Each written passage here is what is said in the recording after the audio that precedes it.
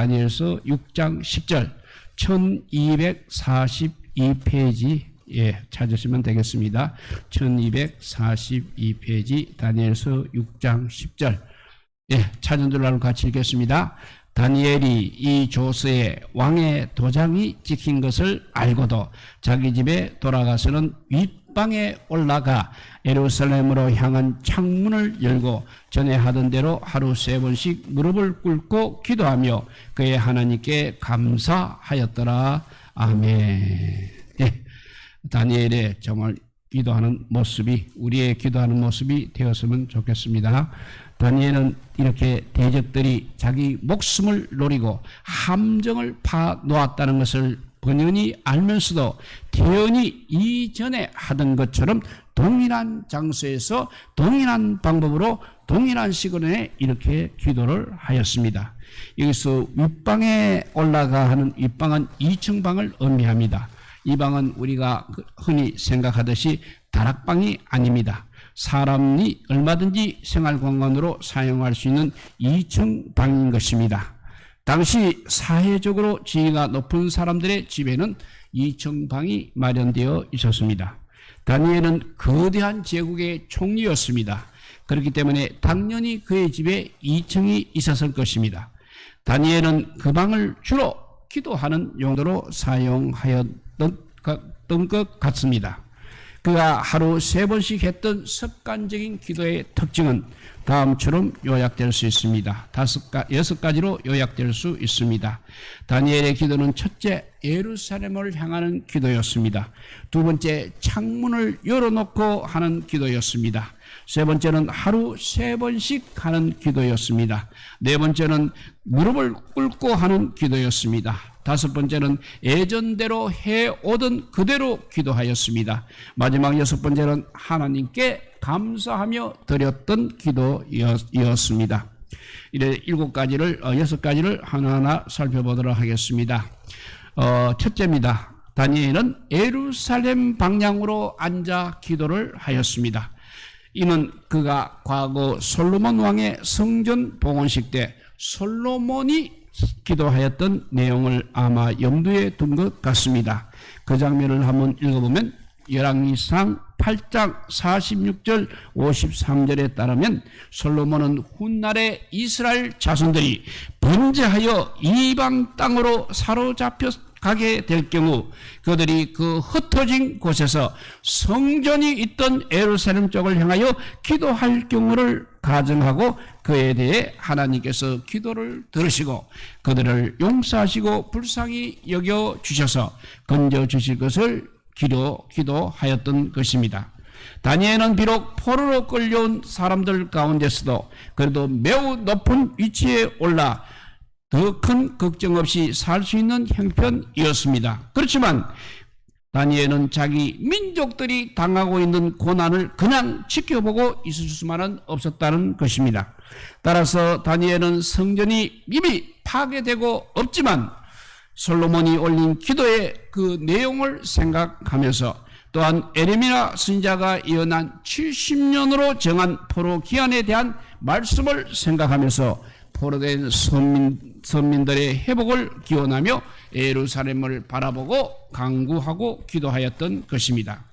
그리고 뒤에 다니엘서 9장 1절에서 19절에 따르면 다니엘은 왕의 금령이 반포된 그 무렵에 에레미야 선지자의 예언의 참 인미를 깨닫게 됩니다. 그리고 여호와 하나님 앞에 금식하면서 이스라엘 민족의 약속의 땅 회복을 위해서 간구하고 있었습니다.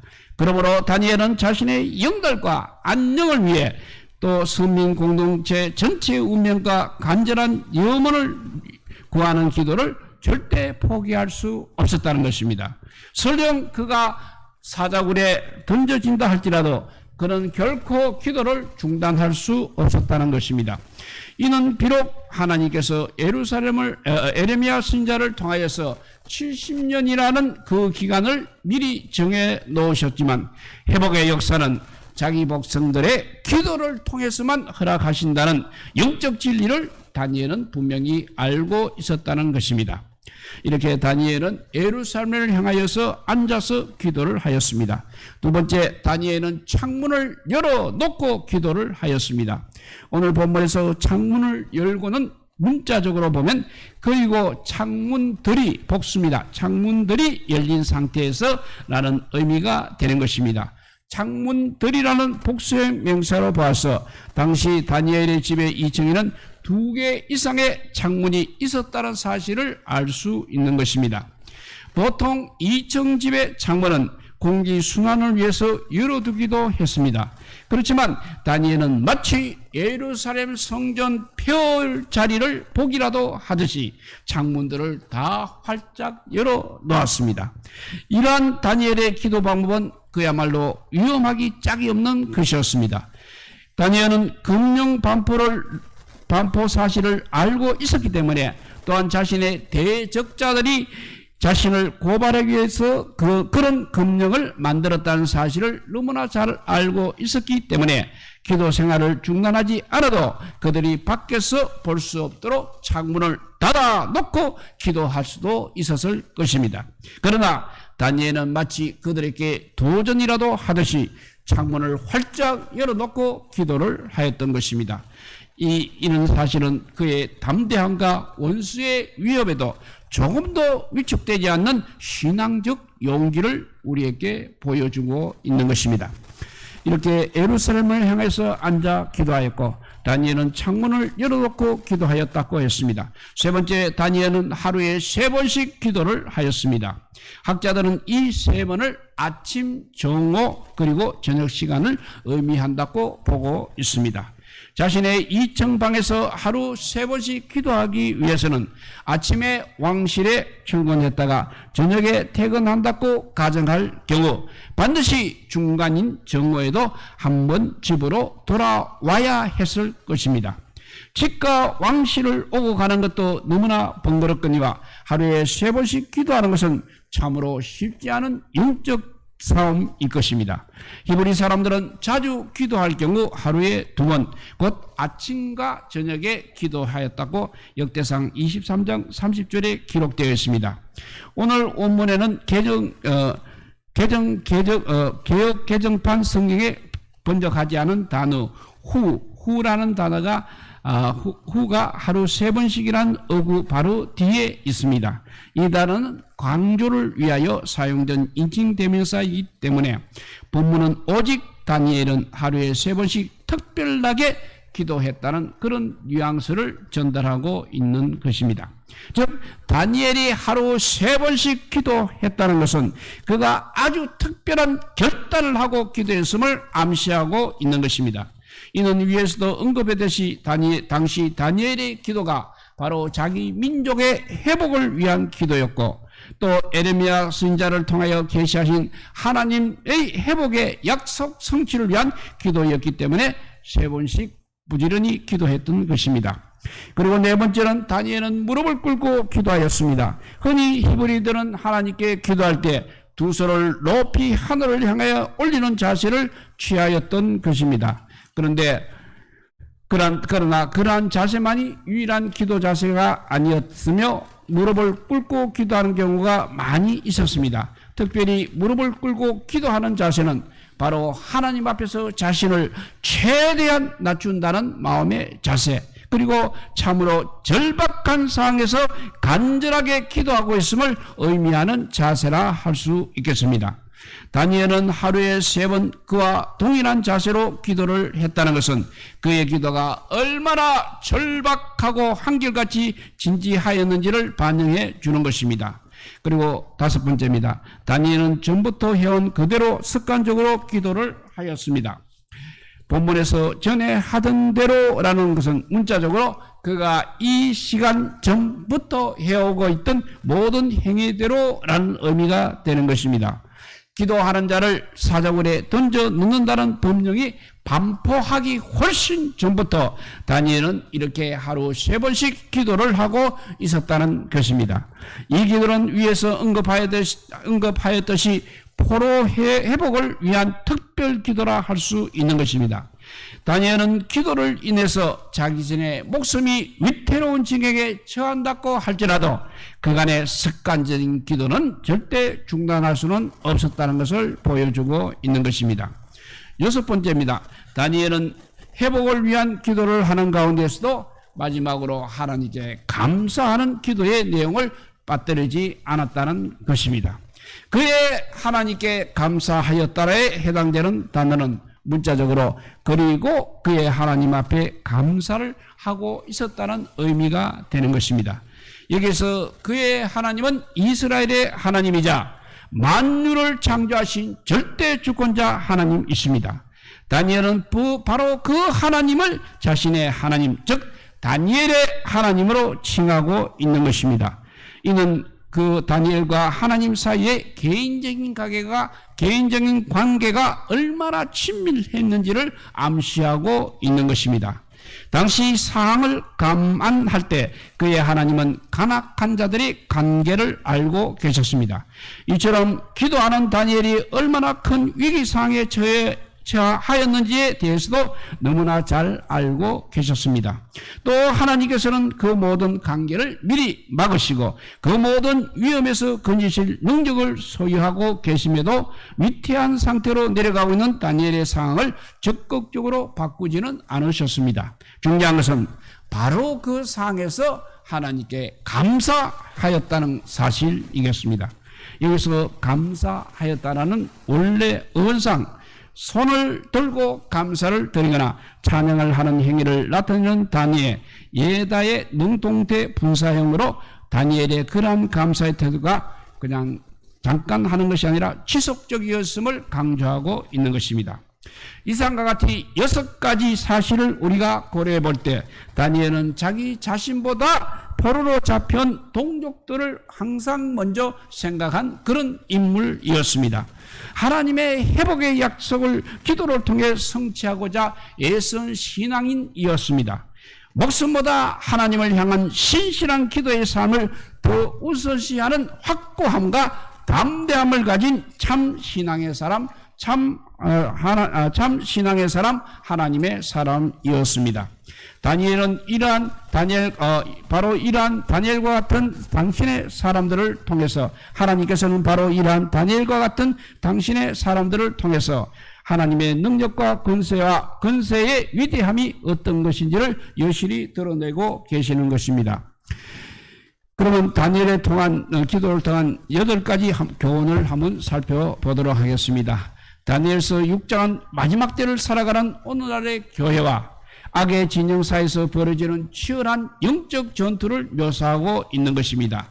다니엘을 시기하고 모함하여 죽이려고 하는 사악한 무리들이 이제 왕을 속이고 그들의 정사와 권세를 이용하여서 다니엘을 궁지어 몰아넣을 계략을 꾸미는 모습은 거짓의 아비 사탄 마귀가 하는 짓과 똑같은 것입니다.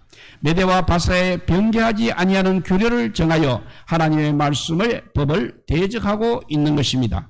그러나 이 모든 악의 진영에서 추진하는 계략은 하나도 성취하지 못하는 것이고 기도의 사람 다니엘 앞에 모두 다 무너져 버리는 것입니다. 결국은 하나님의 영광이 온 땅에 더 높아지는 결말로 끝나고 있다는 것입니다. 다니엘의 기도를 통한 교훈을 우리가 정리해 보면서 마지막 때 우리는 더욱 정신을 차리고 기도의 삶에 그야말로 올인해야 함을 배우게 되는 것입니다. 10절을 읽어보면 다니엘이 이 조세의 의인이 찍힌 것을 알고도 자기 집에 돌아가서는 그 방에 예루살렘을 향하여 열린 창에서 전에 행하던 대로 하루 3번씩 무릎을 꿇고 기도하며 그 하나님께 감사하였더라 하였습니다. 첫째, 조서의 의인을 찍힌 것을 알고도 했습니다.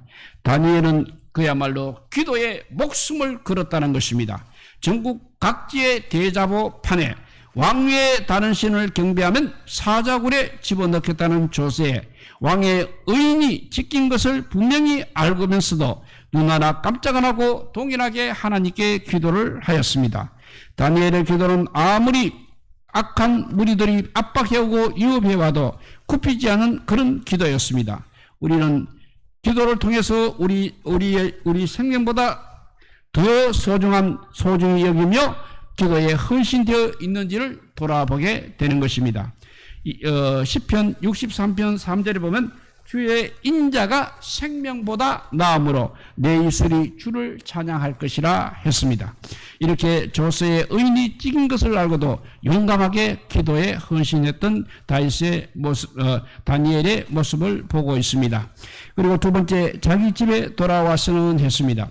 다니엘은 정말 국정일로 눈코 뗄 새 없이 매우 바쁜 사람이었습니다. 그래서 한가하게 논일 수 있는 그런 사람이 아니었습니다. 국정을 하다가 잠시 책상에서 두 손을 모고 기도할 수도 있었습니다. 그리고 왕궁 주변에 가깝고 한적한 곳을 찾아가서 쉽고 편하게 기도할 수도 있었을 것입니다. 그렇다고 그렇게 한다고 해서 조금도 그의 기도의 삶을 누가 뭐라고 할 수는 없었을 것입니다. 그러나 다니엘은 기도할 때 하던 일을 멈추고 자리에서 일어나 한참 떨어져 있는 자기 집에 돌아가서 번거로움이라는 대가를 지불을 하고 기도를 했던 것입니다. 다니엘이 이렇게 기도한 것은 기도를 향한 간절함의 표현이라 할 수 있겠습니다. 대가를 지불하고 힘쓰고 애써 기도에 창념하는 다니엘의 진실함과 간절함이 담겨 있는 것입니다. 우리는 과연 기도의 삶을 위해서 어떠한 대가를 지불하고 있습니까? 스스로 한번 질문해 보지 않을 수 없을 것입니다. 누가복음 22장 44절에도 보면 예수님께서 힘쓰고 애써 더욱 간절히 기도하시니 땀이 땅에 떨어지는 피 한 방울 같이 되더라고 했습니다. 이렇게 자기 집에 돌아오는 번거로움이라는 대가를 지불하고 다니엘은 기도를 하였습니다. 세 번째, 그 방에 예루살렘으로 향하여 했습니다. 다니엘은 기도할 때 방에 예루살렘을 향한 창문들을 열어놓고 기도하였습니다. 이것은 다니엘의 가슴에 무엇이 있는지 우리가 엿볼 수 있는 것입니다. 다니엘의 마음에는 함락되어 황폐된 동쪽 이스라엘을 향한 연민과 동족 이스라엘을 향한 연민과 애타는 슬픔이 있었습니다. 하나님의 국률을 바라보며 언젠가는 반드시 무너진 그 성벽과 그 성전을 재건해 주시고 다시 포로에서 귀환하게 하셔서 하나님의 영광이 예루살렘에 임하게 될 것을 바라보는 믿음이 있었다는 것입니다. 이처럼 우리의 기도도 일관성 있게 바라보는 개인적인 비전, 개인적인 목표가 있어야 하는 것입니다. 시편 57편 9절에서 11절을 보면 주여 내가 만민 중에서 주께 감사하오며 열방 중에서 주를 찬송하리이다. 대저 주의 인자는 커서 하늘에 미치고 주의 진리는 궁창에 이르나이다.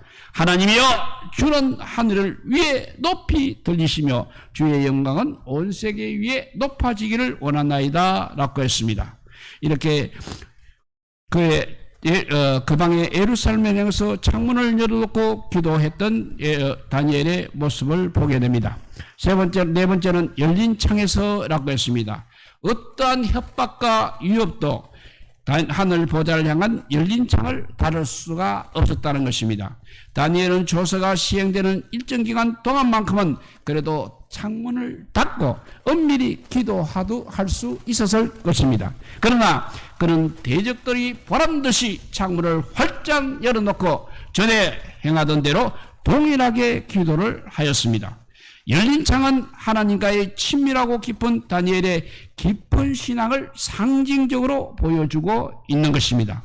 어떤 역경과 두려움, 염려 속에서도 하나님을 향하는 마음이 위축되거나 다치지 않았습니다. 더욱 신뢰함으로 나아가는 그야말로 무조건적인 믿음의 자세인 것입니다. 하나님께서는 이러한 다니엘의 믿음을 의로 여기셨습니다. 로마서 4장 20절에서 22절을 읽어봅니다. 믿음이 없어 하나님의 약속을 의심치 않고 믿음에 견고하여 져서 하나님께 영광을 돌리며 약속하신 그것을 또한 능히 이루실 줄을 확신하였으니 그러므로 이것을 저에게 의로 여기셨느니라 했습니다. 이렇게 열린 창에서 무조건적인 믿음으로 기도한 다니엘의 모습이 의로 여기셨다고 했습니다. 다섯 번째는 전에 행하던 대로 했습니다. 다니엘은 기도의 습관을 가지고 있었던 그런 사람이었습니다. 그는 적극적으로 기도하고 싶을 때만 기도하는 것이 아니었습니다. 자신의 감정과 형편과 관계없이 항상 하나님과 약속된 시간이 되게 되면 여김없이 자기 집으로 돌아가서 습관을 쫓아 기도를 했던 사람이었습니다. 그는 자신의 연약함을 겸손히 인정하며 처음 포로로 바벨론에 끌려왔을 때부터 뜻을 정하여서 하나님을 경외함으로 지켜야 할 규례를 스스로 정하고 그것을 지키기 위해서 어떤 대가라도 지불할 각오가 되어 있었던 것입니다. 그가 정한 기도 시간은 어느 누구도 막을 수 없었던 것입니다. 심지어 메대와 바사의 변치 않은 한 제국의 규례 또한 건드릴 수가 없었던 하나님과 다니엘의 관계는 그야말로 견고한 언약이었습니다. 그래서 누가복음 22장 39절에도 보면 예수께서 나가사 습관을 쫓아 감람산에 가심에 제자들도 쫓았다고 했습니다. 이렇게 전에 행하던 대로 어떤 대가라도 지불할 각오로 기도한 다니엘의 기도였습니다. 하루 3번씩 6번째입니다. 다니엘은 하루 3번씩 기도의 시간과 횟수를 정하여서 기도를 하였습니다. 하루에 한 번 집에 돌아가서 기도하는 것도 대단한 것입니다. 아침, 저녁, 점심, 저녁으로 늘 기도 시간을 정해뒀고 그 시간을 통해 충전을 받고 힘을 얻는 시간을 가졌습니다. 다니엘의 본을 통해서 기도의 시간과 장소를 정하고 기도한다는 것이 얼마나 중요한 것인지 우리에게 다시금 깨닫게 하는 것입니다. 우리에게도 하루 3번 기도 시간을 정해 놓았지만 편의에 따라 조정되기도 하고 알람이 울릴 때 즉각적으로 순종하지 못하는 모습을 보게 될 것입니다. 또한 이래저래 바빠서 빼먹기도 하고 기도하지 못할 때도 많았음을 우리는 회개해야 하는 것입니다. 시편 119편 164절 165절을 읽어봅니다. 주의 어려운 규례를 인하여서 내가 하루 7번씩 주를 찬양하나이다. 주의 법을 사랑하는 자에게는 큰 평안이 있으니 저에게는 장애물이 없을 것이라고 했습니다. 7번째는 무릎을 꿇고 기도하였습니다. 다니엘이 기도에 임한 자세인 것입니다. 다니엘은 그토록 파워풀하게 기도에 헌신한 사람이었지만 언제나 보좌 앞에 나아가기만 하면 겸손히 무릎을 꿇고 기도할 수밖에 없었던 다니엘이었습니다. 다니엘이 기도의 시간과 장소를 정하여 순종하고 있는 것은 그렇게 하지 않으면 단 한순간도 바벨론의 악의 진영에서 살아남을 수 없는 자신의 연약함을 너무나도 그는 자신을 명확하게 알고 있었기 때문입니다. 그리고 하나님 앞에 나아가 기도하는 그 시간은 마치 숨막히는 세상 속에서 문 닫고 살아가면서 산소 마스크를 쓰고 천국의 맑은 공기를 들이마시는 그런 생명줄과 같은 시간이었을 것입니다.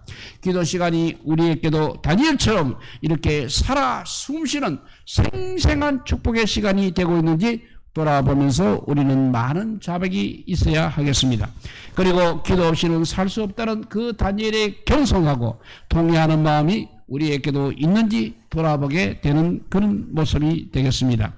그래서 누가복음 18장 13절 말씀입니다. 세리는 멀리 서서 감히 눈을 들어 하늘을 우러러 보지도 못하고 다만 가슴을 치며 가로되 하나님이여 불쌍히 여기시옵소서 나는 죄인이로서이다 하였느니라는 세리의 기도를 생각하게 됩니다. 8번째는 그 하나님께 감사하였더라 했습니다. 다니엘의 기도의 최종 종착역은 감사였다는 것입니다. 하루 3번씩 기도하러 보좌 앞으로 나올 때 바쁜 국정에 치이고 득달같이 달려드는 사악한 무리들과의 힘겨운 실험을 하면서 몸과 마음은 매우 지친 상태였지만 기도하고 나면 언제나 하나님을 향한 감사와 찬양으로 충만했던 다니엘을 볼 수 있습니다. 이 기도의 힘으로 다니엘은 이방 땅에서의 그 모질고 거친 생애를 넉넉히 감당할 수 있었다는 것입니다. 진실로 다니엘은 기도 없이는 한순간도 살 수 없던 그야말로 기도의 사람이 맞는 것입니다. 데살로니가전서 5장 6절, 16절, 17절 말씀입니다. 항상 기뻐하라. 쉬지 말고 기도하라. 범사에 감사하라. 이런 그리스도 예수 안에서 너희를 향하신 하나님의 뜻이라고 하셨습니다. 다니엘의 기도의 본을 따라서 삶 속에서 이렇게 구체적으로 하나하나 적용해 보아야 하겠습니다. 먼저 정해놓은 기도 시간과 장소를 철저히 지켜야 하겠습니다. 그리고 우리 마음이 느슨해지지 않도록 겸손과 감사의 마음에 끼어 있어야 그 다니엘처럼 그렇게 기도할 수 있는 우리 모두가 되시기를 주님의 이름으로 축복드립니다. 기도하겠습니다. 사랑의 하나님 감사합니다. 다니엘의 소중한 기도의 모습을 보며 참 많은 생각을 하게 하여 주시니 감사옵나이다. 그리고 우리 자신의 빈약하기 짝이 없는 기도의 삶을 돌아보게 되게 하여 주시니 감사옵나이다.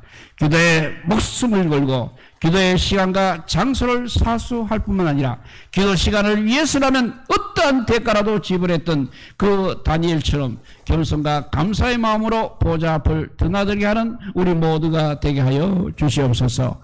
성령께서 우리들의 마음을 이끄시지 않으신다면 우리의 육신으로는 기도의 자리에 나아갈 수 없음을 인정합니다. 우리의 영혼을 이끌사 가장 위대한 기도의 자리에 나아가서 만왕의 왕이 되신 주님께 모든 소원을 알리며 기도하는 우리 모두가 되게 하여 주시기를 간절히 빌고 원하오며 우리 구주 예수 그리스도 이름으로 기도드리옵나이다. 아멘.